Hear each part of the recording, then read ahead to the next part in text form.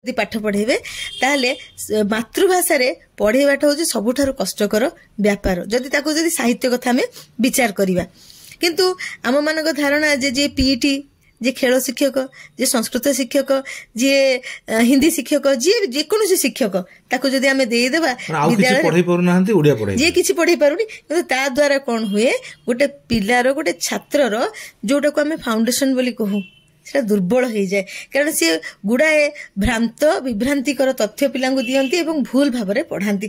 आमे तो बेले बेले देखू जो लेटर फॉर्मेशन हुए पिला दिने जो आमे जो अक्षर जो भले आमे लिखिबा कथा पूरा तमने भूल करिक लिखंती आमे तांगु पचारु तते सिखेला किए एते भूल करिकी एभलिया भाबरे शब्द गुड उच्चारण करबाठु नै कि शब्द प्रयोग रे जो त्रुटि अब आपण जेमति कहिले जे हिंदी भाषार इंग्रेजी भाषार जो भली भाबरे प्रभाव पडुची ता द्वारा हमर मातृभाषा विपन्न होबारे लागिची। मु मातृभाषा ओडिया को कहूनी आमर कोरापुट रे जदि देखिबे आमर जेते कीटा संप्रदाय अछंती समस्तंकर गोटे सुंदर मातृभाषा अछि एवं से मातृभाषा गोटे अति दृढ़ संस्कृति को धारण करिछि।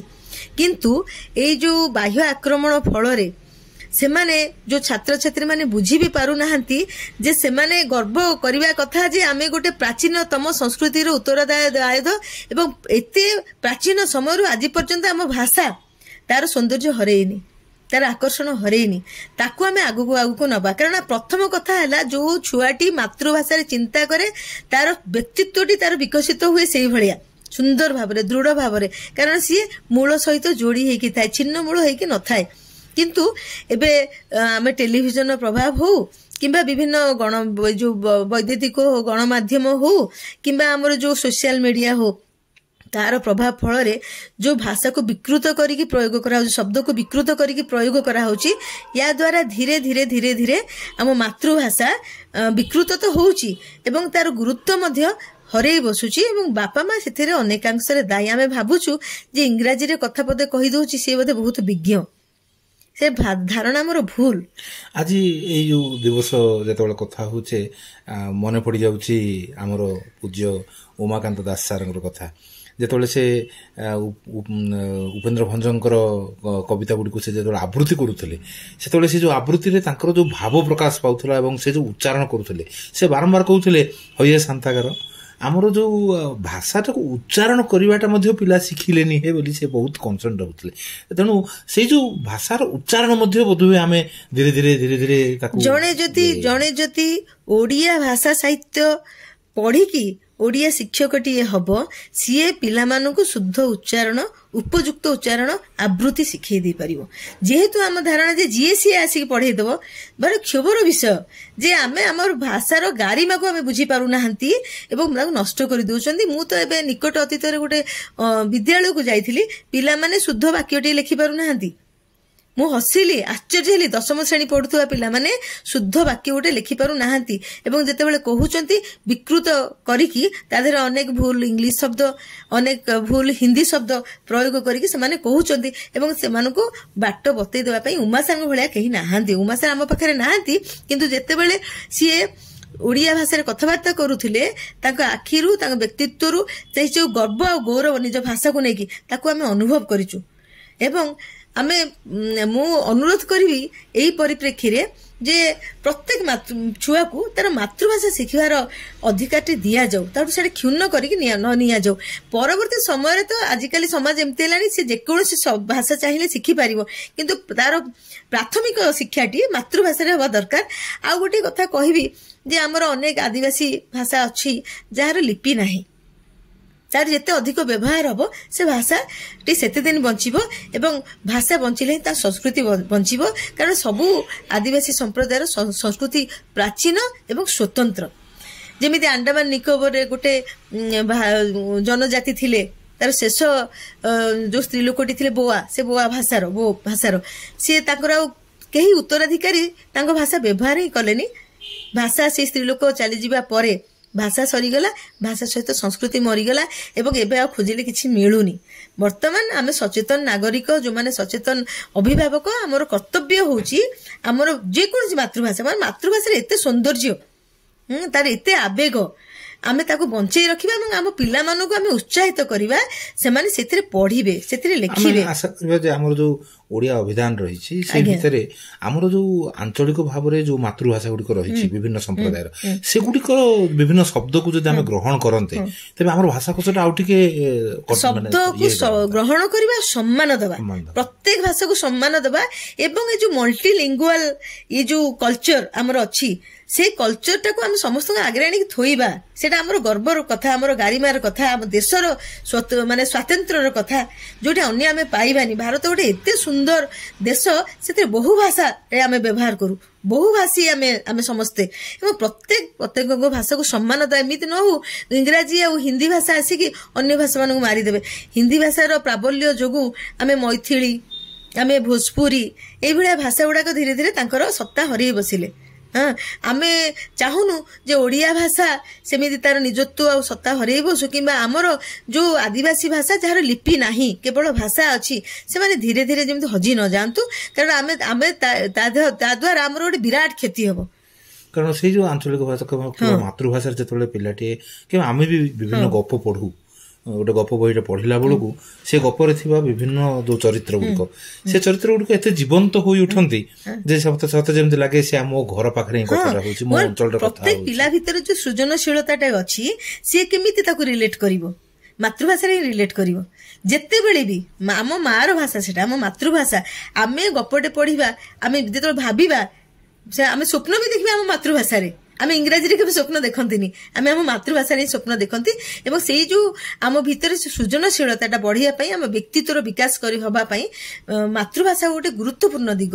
ଏବଂ ଆଜିର ଦିବସରେ ଆମେ ମାନେ ଏ ବିଷୟରେ ଚିନ୍ତା କରିବାକୁ ପଡିବ। ପ୍ରତ୍ୟେକ ଶିକ୍ଷାନୁଷ୍ଠାନ, ପ୍ରତ୍ୟେକ ଘର, ପ୍ରତ୍ୟେକ ପରିବାର, ଆମେ ମାନେ ଏଇ ଯୋଉ ବହୁଭାଷୀ ଆମ ସଂସ୍କୃତିକୁ ଆମକୁ ଚିହ୍ନିବାକୁ ପଡିବ।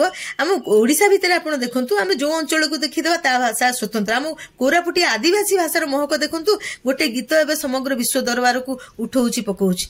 ଆମର ଯଦି ସେଇ ନଥାଏ ମାଧୁର୍ଯ୍ୟ, ତାହେଲେ ଲୋକଙ୍କ ମନକୁ ଛୁଉଁଛି କେମିତି? କାରଣ ଆମର ଯୋଉ ଭାଷାଟି, ତାର ଆବେଦନ କେତେ ବଳିଷ୍ଠ ଆପଣ ଦେଖନ୍ତୁ। ଲୋକ ତାକୁ ବୁଝନ୍ତୁ ନ ବୁଝନ୍ତୁ, ଏବେ ସମସ୍ତେ ଗାଉଛନ୍ତି ସେ ଗୀତଟାକୁ।